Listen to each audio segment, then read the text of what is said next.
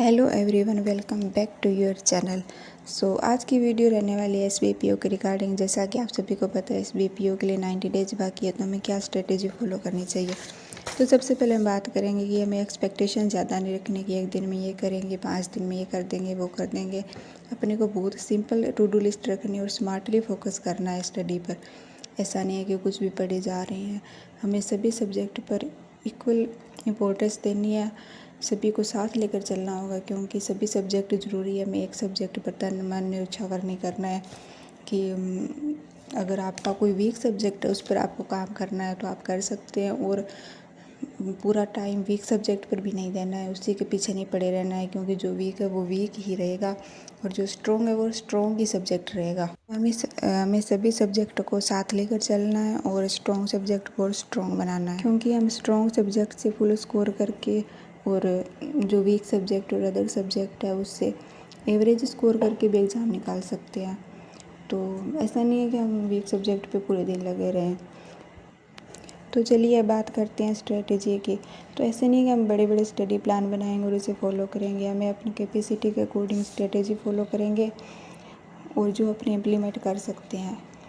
तो अब बारी है बिगिनर और रिपीटर की। तो सबसे पहले अगर आप एक बिगिनर है तो आपको अपने कंसेप्ट बेसिक स्ट्रॉन्ग करने होंगे, स्पीड इम्प्रूव करनी होगी। तो आपको ज़्यादा से ज़्यादा फोकस प्रीलिम्स पे देना होगा। अगर आप एक बिगिनर, आपके प्रीलिम्स अभी क्लियर नहीं हो रहे हैं और अभी मेंस तक आप पहुँचे नहीं हो, तो आप ज़्यादा से ज़्यादा फोकस प्रीलिम्स पे करिए और स्पीड इम्प्रूव करिए। तो आप ज़्यादा फोकस प्रीलिम्स पे करिए और मेंस पे थोड़ा कम फोकस करिए आप। तो फर्स्ट ऑफ ऑल प्रीलिम्स निकालना ज़रूरी है, देन मेंस के लिए प्रिपेयर करोगे। अगर आपके अच्छे मार्क्स आ रहे हैं, आपका सिलेबस अच्छे से कंप्लीट है और आपके बेसिक स्ट्रॉन्ग है, तो आप मेंस के लिए प्रिपेयर कर सकते हो और आप मेंस के मौके जो स्टार्ट कर सकते हैं। अगर आप एक रिपीटर हैं तो आपको पूरा अपना फोकस है जो मेंस पे रखना होगा, क्योंकि आपको अगर आप प्रीलिम्स निकाल रहे हो तो और आपके मेंस से नहीं निकल रहे हैं तो इसका मतलब है कि आपकी अच्छी तैयारी है। आप 1 या 2 साल से 3 साल से तैयारी कर रहे हैं और आपका मेंस से नहीं निकल रहा है, तो आपको ज़्यादा से ज़्यादा प्रैक्टिस करनी चाहिए। जितना कंटेंट आपको मिलता है उतना कंटेंट सोल्व करना चाहिए जगह जगह से, जहाँ से भी आपको कंटेंट मिल रहा है। और मेंस का कंटेंट है जितना हो सके उतना आप प्रैक्टिस करिए और प्रीलिम्स पे ज़्यादा फोकस मत करिए। ऐसा नहीं है कि हम प्रीलिम्स पे लगे रहे और मेंस हमारा निकले ही ना। अगर हम प्रीलिम्स और मेंस की बात करें तो प्रीलिम्स आपका टोटली स्पीड और प्रैक्टिस पे डिपेंड है, और एसबीपीओ के प्रीलिम्स की हाई कट ऑफ जाती है, तो आपको पता ही उसमें कितनी प्रैक्टिस की नीड है और आपको लगभग सारी कंसेप्ट क्लियर होने चाहिए। अगर आप एसबीपीओ को टारगेट करें तो आप एसबीपीओ के प्रीलिम्स को टारगेट करिए अच्छे से, और आपको एसबीपीओ प्रीलिम्स का डेली मॉक देना ही देना है, क्योंकि एसबीपीओ के अंदर काफ़ी स्पीड की नीड होती है। और आप मेंस के मॉक भी स्टार्ट कर सकते हैं। अगर आप एक बिगिनर है तो आप मेंस का मॉक 1 दे सकते हैं वीक में, और उसको अच्छे से एनालिसिस करिए। उसमें जो भी आपकी टॉपिक वीक आपको पता लग जाएगा, उस पर आप ज़्यादा फोकस करिए।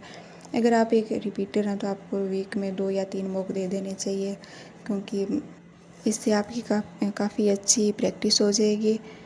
मेंस के मौके में आपको काफ़ी अच्छा कंटेंट मिल जाएगा प्रैक्टिस करने के लिए। तो अब बात करते हैं अपने सब्जेक्ट वाइज शेड्यूल की। तो सबसे पहले उठते आपको स्टार्ट करना है अपना वीक सब्जेक्ट। सुबह का जो फ्रेश माइंड होता है अपने वीक सब्जेक्ट को देना चाहिए।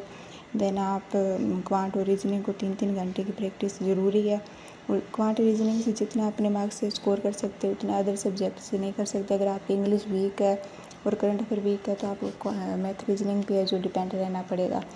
इंग्लिश के लिए आप 2 घंटे दे सकते हैं, और अगर आपका वीक है तो आप 3 या 4 घंटे दे सकते हैं।